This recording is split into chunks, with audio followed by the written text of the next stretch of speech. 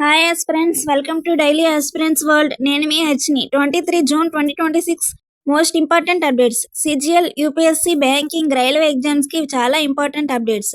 లాస్ట్లో క్విజ్ కూడా ఉంటుంది, మిస్ అవ్వకండి. ఫుల్గా చూడండి. ఈ వీడియోని లైక్ చేసి మీ ఫ్రెండ్స్కి కూడా షేర్ చేయండి.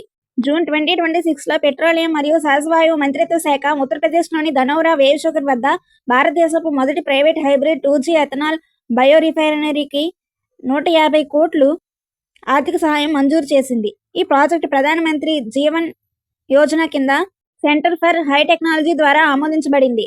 ఇది బయోమాస్ గ్యాసిఫికేషన్ మరియు గ్యాస్ ఫెర్మెంటేషన్ సాంకేతికతలతో తక్కువ కార్బన్, ఎథనాల్ మరియు గ్రీన్ కెమికల్స్ తయారీ దోహదం చేస్తుంది. జూన్ 2026లో భారత జాతీయ ఇంటర్నెట్ ఎక్స్చేంజ్ నిక్సీ తన 23వ స్థాపన దినోత్సవం సందర్భంగా 4 డిజిటల్ ప్లాట్ఫామ్ను ప్రారంభించింది. వీటిలో ఐఎక్స్ పోర్టల్, myIRIN.in, వేలం పోర్టల్ మరియు ఏఏ ఆధారిత WHO-IS స్క్రీనింగ్ ప్లాట్ఫామ్లు ఉన్నాయి. ఈ ప్లాట్ఫామ్లు భారత ఇంటర్నెట్ వ్యవస్థను బలోపేతం చేయడానికి, డొమైన్ నిర్వహణ మరియు భద్రతను మెరుగుపరచడానికి రూపొందించబడ్డాయి. జూన్ 2026లో కేంద్ర ఆర్థిక మంత్రి నిర్మలా సీతారామన్ మేఘాలయలో ఈశాన్య భారతదేశపు అతిపెద్ద సేంద్రియ మసాలా ప్రాసెసింగ్ యూనిట్ను ప్రారంభించారు. ఈ యూనిట్ను ఈస్టర్న్ రిబోయ్ organic farmer producer company limited ఆధ్వర్యంలో 32 కోట్ల పెట్టుబడితో ఏర్పాటు చేశారు.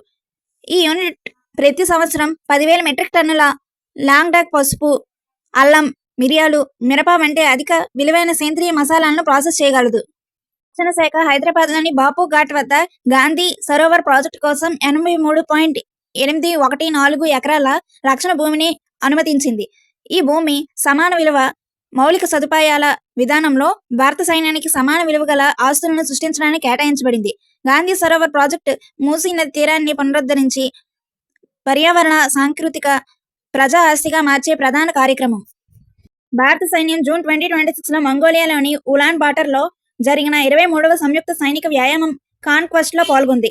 ఈ వ్యాయామం శాంతి పరిరక్షణ సిద్ధతను పెంపొందించడం, సంయుక్త ఆపరేషన్ల సామర్థ్యాన్ని మెరుగుపరచడం మరియు దేశాల మధ్య సహకారాన్ని బలోపేతం చేయడమే లక్ష్యంగా ఉంది. శిక్షణలో చెక్ పాయింట్ ఆపరేషన్లు, సహారా పౌరుల తరలింపు, కౌంటర్ ఐఈడీ డీల్స్ మరియు గాయపడిన వారిని తరలించే వ్యాయామాలు ఉన్నాయి.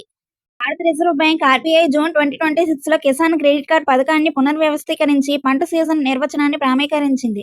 కొత్త మార్గాలు 2027 జనవరి 1 నుండి అమల్లోకి వస్తాయి. వ్యవసాయ మరియు అనుబంధ రంగాల రుణ అవసరాలను తీర్చడమే లక్ష్యం. పాత రుణాలు వాటి గడువు లేదా తదుపరి పునరుద్ధరణ వరకు ప్రస్తుత మార్గదర్శకాల ప్రకారం కొనసాగుతాయి. జూన్ 21, 2026న ప్రధానమంత్రి నరేంద్ర మోదీ కోల్కతాలోని 3 స్వదేశీ నౌకలను ఐఎన్ఎస్ దునగిరి, ఐఎన్ఎస్ సాన్సోడాక్ మరియు ఐఎన్ఎస్ ఆగ్రే భారత నౌకాదళంలో ప్రవేశపెట్టారు. ఈ నౌకలను భారత నౌకాదళం యొక్క వార్షిప్ డిజైన్ బ్యూరో రూపొందించింది. Garden reach ship builders and engineers limited నిర్మించింది.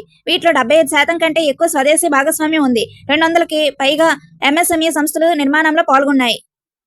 భారతదేశం జూన్ 2026లో మధ్యప్రదేశ్లోని మౌలో గూఢస్త్ర 120 mm వాహన మౌంటెడ్ మార్టర్ సిస్టమ్ను విజయవంతంగా పరీక్షించింది. ఇది స్వదేశీ వ్యవస్థను నిబెల్ లిమిటెడ్ అభివృద్ధి చేసింది.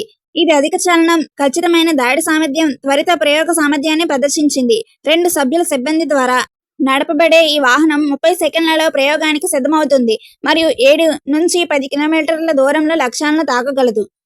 జూన్ 21, 2026న న్యూజిలాండ్లో జరిగిన ఎఫ్ఐహెచ్ మహిళల సెన్సేషన్ కప్ ఫైనల్లో భారత జట్టు న్యూజిలాండ్ను 2-0 తేడాతో ఓడించి కప్ను గెలుచుకుంది. ఈ విజయం భారత జట్టుకు ఎఫ్ఐహెచ్ ప్రో లీగ్ 2026-2027లో ప్రవేశం అందించింది మరియు LA 2028 ఒలింపిక్స్ అర్హత ప్రయాణాన్ని బలపరిచింది. 24th June 2026 most important updates కోసం ఇప్పుడే మన ఛానల్ని లైక్ చేయండి, షేర్ చేయండి, సబ్స్క్రైబ్ చేయండి. Thank you.